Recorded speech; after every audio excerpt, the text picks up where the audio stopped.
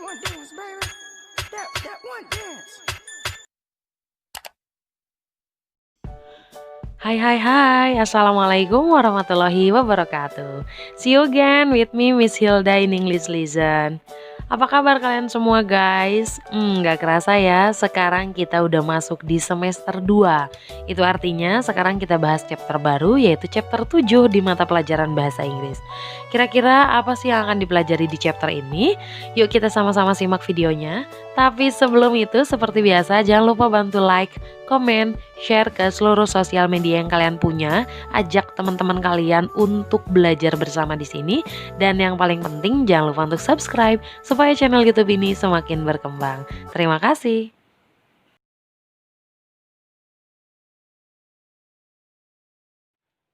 Oke kelas, ini dia chapter ke-7. Sekaligus merupakan chapter pembuka di semester 2 ini.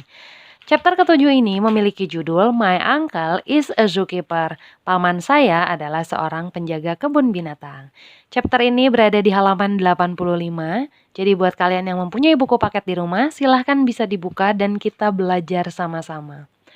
Chapter ini mempunyai 2 subbab materi sebenarnya. Yang pertama yaitu simple present tense dan yang kedua adalah descriptive text.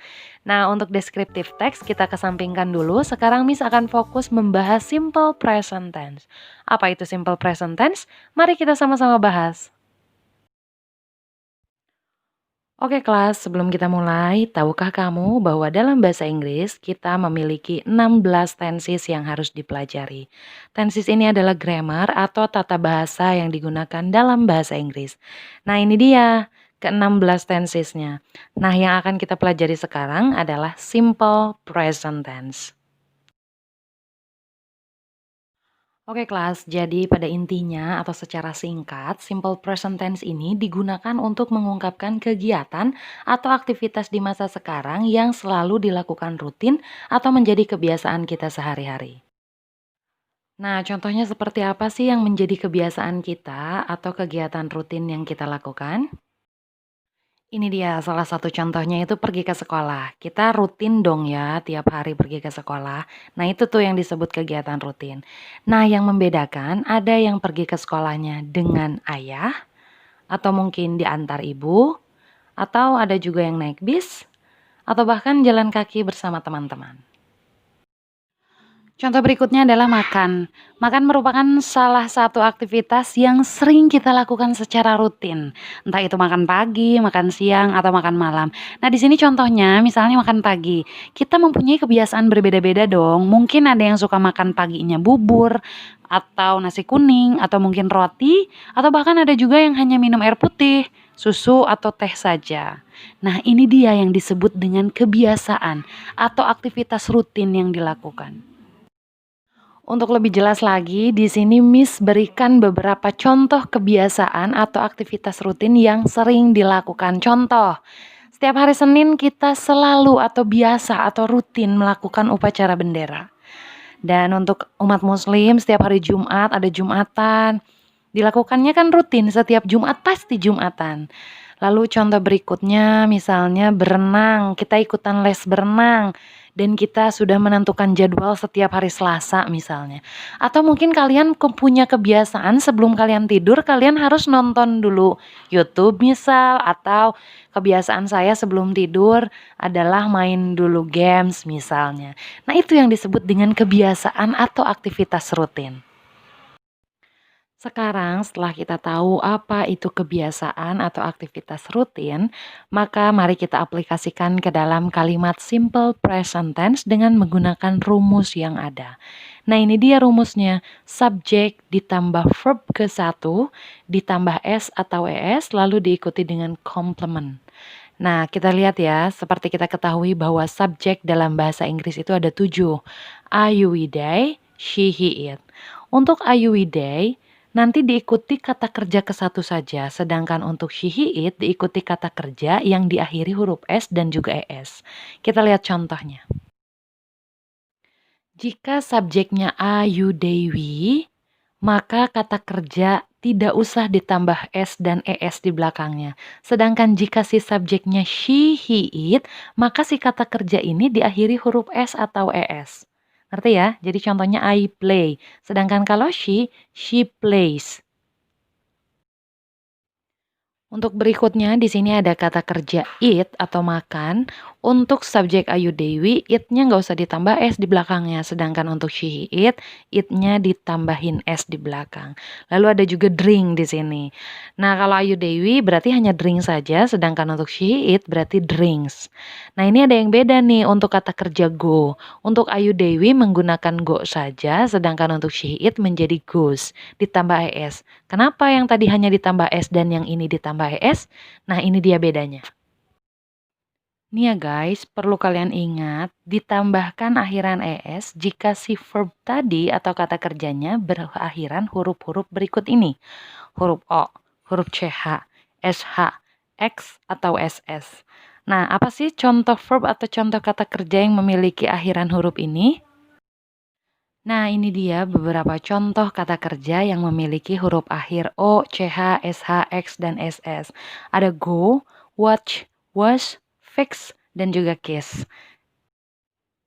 Maka akhirnya mereka akan berubah menjadi seperti ini. Yang tadinya go berubah menjadi goes, lalu untuk watch menjadi watches, was menjadi wasses, fix, fixes, kiss jadi kisses. Nah, berikutnya untuk menambahkan ES di belakang ada juga kata kerja atau verb yang memiliki akhiran huruf Y. Seperti contoh di sini ada dua kategori ya. Jadi ada kata kerja yang memiliki akhiran huruf Y, tapi sebelum huruf Y-nya itu ada yang berupa konsonan, ada yang berupa vokal. Jika sebelum huruf Y-nya adalah huruf konsonan, maka Y akan berubah menjadi huruf I dan ditambah ES. Seperti ini cry. Sebelum Y, dia mendapati huruf R. R ini adalah konsonan, bukan A, I, U, E, O. Maka, cry ini berubah menjadi cries. Y-nya berubah menjadi huruf I. Sedangkan untuk yang di bawah, kalian lihat untuk play. Sebelum huruf Y adalah huruf A, yang merupakan huruf vokal.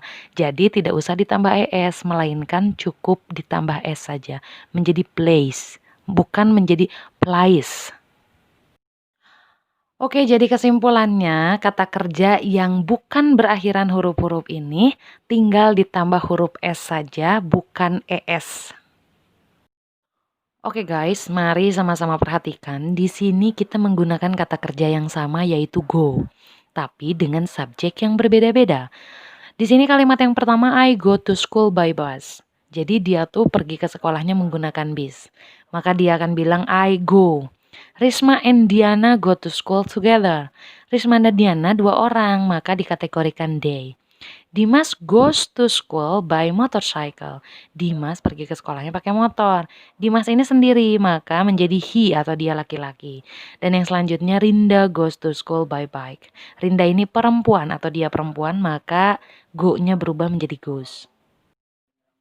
Oke, contoh berikutnya di sini kita menggunakan kata kerja drink dengan subjek yang berbeda, ada I dan juga my sister. Untuk I di sini langsung saja I drink milk, sedangkan my sister drinks milk. Ditambah S untuk verbnya. Oke, next yang berikutnya di sini menggunakan kata kerja watch. Watch adalah menonton dengan subjek yang berbeda we dan juga she. Untuk we tidak usah ditambah akhiran, tapi untuk she ditambah akhiran es. Kenapa watches bukan watch? Karena jangan lupa di sini watch ini akhirannya c dan h. Jadi ditambahnya es. Nah, tahukah kamu agar menjadi kalimat yang sempurna untuk menyatakan kebiasaan, kalian bisa menambahkan kata-kata berikut ini sebelum kata kerja atau sebelum verb.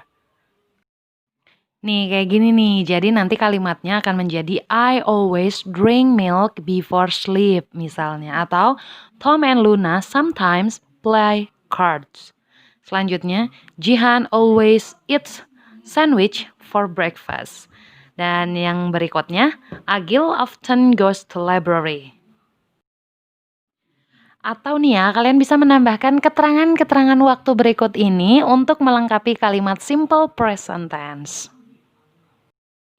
Nah, nanti akan menjadi seperti ini. Contohnya, my brother goes to office by a car every day. Atau, Yulia watches movie on Netflix every weekend. And then, Jihan and Jimmy take a bath twice a day. Lalu ada juga my mother makes a cake every Sunday. Johnny always listens music every time. Oke kelas, gimana nih video pembahasannya? Mudah-mudahan kalian paham ya. Jangan lupa tinggalkan like, comment, share ke seluruh sosial media yang kalian punya. Ajak teman-teman kalian belajar bersama di channel ini. Dan yang paling penting jangan lupa untuk subscribe supaya channel YouTube ini semakin berkembang. Oh ya, sebelum Miss pamit, Miss mau memberikan 5 buah pertanyaan. Tolong dijawab cepat karena akan ada jawabannya di akhir video ini. Oke, thanks for watching. See you at next video. Bye-bye. Assalamualaikum warahmatullahi wabarakatuh.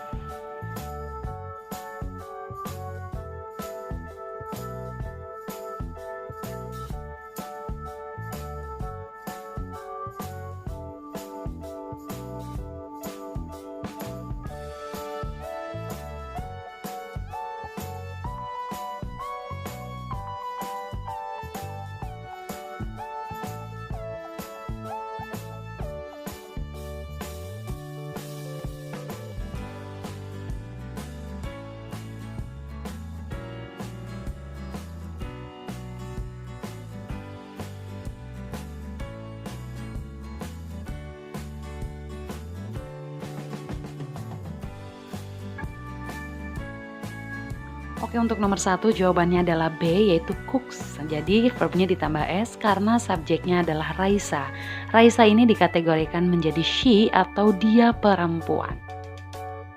Oke, untuk nomor 2 jawabannya adalah teaches. Jadi verbnya ditambah ES karena subjeknya Mr. Ahmad atau dia sendiri tunggal, dia laki-laki, maka verbnya ditambah S atau ES. Kenapa yang ini ditambah ES? Karena teach itu berakhiran CH. Oke, yang nomor 3 jawabannya adalah by, nggak usah ditambah S ataupun ES karena lihat subjeknya walaupun dia nama orang, Tika dan Asri, tapi mereka ada berdua yang sama artinya dengan mereka atau they. Oke, untuk yang nomor 4 jawaban yang paling tepat adalah yang C, which amount. Nah, di antara keempat pilihan jawaban yang paling cocok digunakan dalam simple present tense adalah yang ini. Oke, untuk yang nomor 5, jawaban yang tepat adalah studies. Jadi ingat ya, jika kita menghadapi kata kerja memiliki akhiran huruf Y, maka Y itu berubah menjadi I jika di depan Y itu adalah huruf konsonan, lalu diakhiri dengan ES.